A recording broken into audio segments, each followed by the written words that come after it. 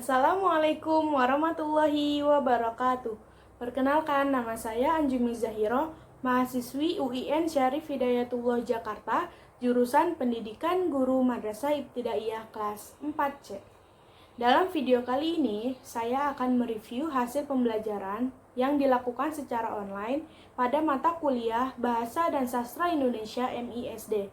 Dalam mata kuliah ini, ada 12 kajian yang harus dikuasai oleh mahasiswa. Kajian yang pertama yaitu bunyi bahasa. Bahasa mempunyai arti sebagai sistem lambang bunyi. Bahasa mempunyai fungsi yaitu sebagai alat komunikasi manusia. Kajian yang kedua yaitu deskripsi kata benda.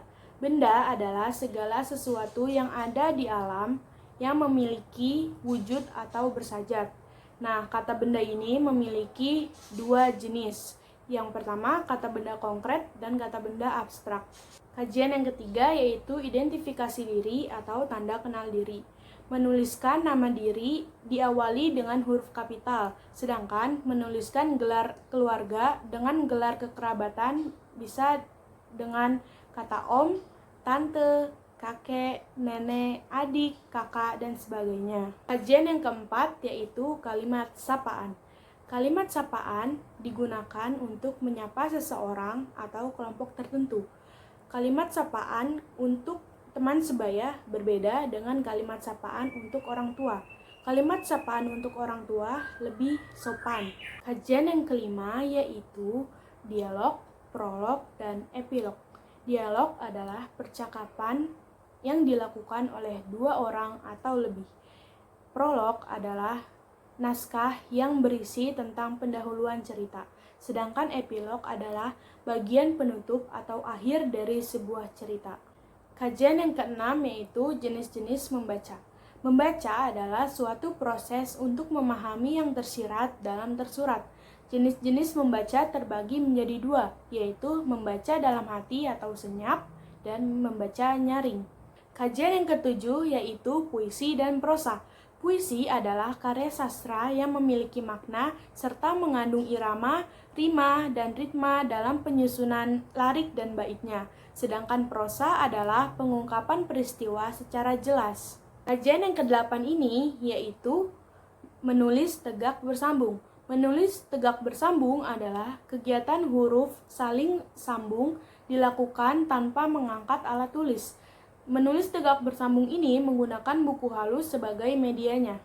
Kajian yang ke-9 yaitu ringkasan dan ikhtisar.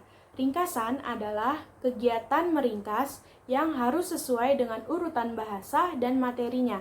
Sedangkan ikhtisar adalah kegiatan meringkas namun tidak perlu sesuai dengan materi dan boleh menggunakan bahasa sendiri. Kajian yang ke-10 yaitu parafrasa.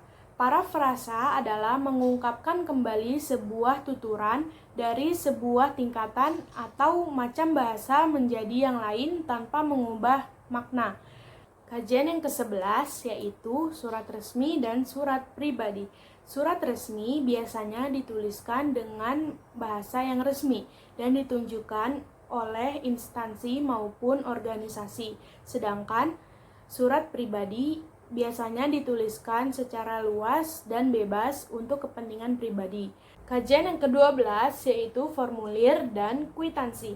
Formulir adalah sebuah kertas yang diisi beberapa pertanyaan formal yang harus diisi. Contohnya formulir pendaftaran. Kwitansi adalah bukti penerimaan sejumlah uang yang ditandatangani oleh penerima. Kajian yang terakhir yaitu naskah pidato. Pidato adalah penyampaian pikiran, informasi, atau gagasan dari pembicara kepada khalayak ramai.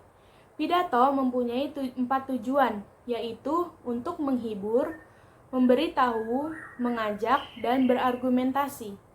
Sekian video review kali ini, semoga bermanfaat untuk kalian semua.